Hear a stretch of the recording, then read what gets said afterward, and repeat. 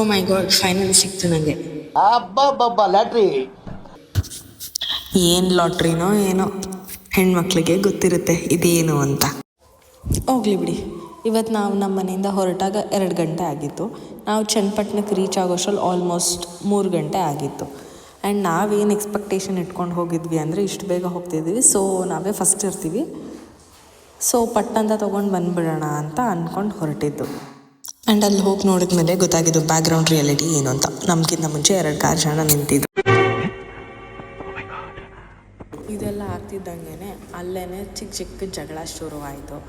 ನಿಮಗೂ ಗೊತ್ತಲ್ಲ, ನಮ್ಮ ಲೇಡೀಸ್ ಎಲ್ಲಿರ್ತಾರೆ ಅಲ್ಲಿ ಸ್ಟಾರ್ಟ್ ಆಗುತ್ತೆ. ಈ ಜನನೆಲ್ಲ ನೋಡಿ ನನ್ನ ಹಸ್ಬೆಂಡ್ ರೇಗಿಸ್ತಾ ಇದ್ರು, ಯಾರು ಜುಜ್ಜು ಇಟ್ಕೊಂಡು ಕಿತ್ತಾಡಬೇಡಿ ಅಂತ. ಅವ್ರದ್ದು ಯಾವಾಗಲೂ ಇದ್ದಿದೆ ಬಿಡಿ. ನನಗೆ ಎಷ್ಟು ಚೀಪ್ ಅನಿಸ್ಬಿಡ್ತು ಅಂದ್ರೆ, ಥೋ ನಿಮ್ಮ ಈ ಥರದೆಲ್ಲ ಇದಾರೆ ಜನ. ಆ್ಯಂಡ್ ಇಲ್ಲಿ ಮೇಜರ್ ಡ್ರಾಬ್ಯಾಕ್ ಬಂದು ಎಷ್ಟೇ ಬೇಗ ಹೋದ್ರೂ ಅಂಟಿಲ್ ಅನ್ಲೆಸ್ ವಾಚ್ಮ್ಯಾನ್ ಅಂಕಲ್ ಬಂದು ಗೇಟ್ ಓಪನ್ ಮಾಡೋವರೆಗೂ ನಾವು ಹೊರಗಡೆ ನಿಂತ್ಕೊಂಡೇ ವೆಯ್ಟ್ ಮಾಡಬೇಕು. ಅವ್ರು ಬರೋದು 9:30, 9:45 ಆಗುತ್ತೆ. ಅಲ್ಲಿವರೆಗೂ ನಾವು ಆಚೆನೇ ನಿಂತ್ಕೊಂಡು ವೆಯ್ಟ್ ಮಾಡಬೇಕಾಗುತ್ತೆ.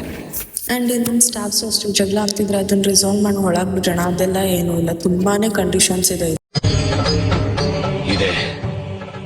ಇಲ್ಲೊಂದು ಸಮಸ್ಯೆ ಖಂಡಿತ ಇದೆ. ಎಲ್ಲೋ ಅಲ್ಪ ಸ್ವಲ್ಪ ಹೋಪ್ ಇಟ್ಕೊಂಡಿದ್ದೆ ನಂಗೆ ಸ್ಯಾರಿ ಸಿಗುತ್ತೆ ಅಂತ. ಆ್ಯಂಡ್ ಫೈನಲಿ ಸಿಕ್ತು ಕೂಡ.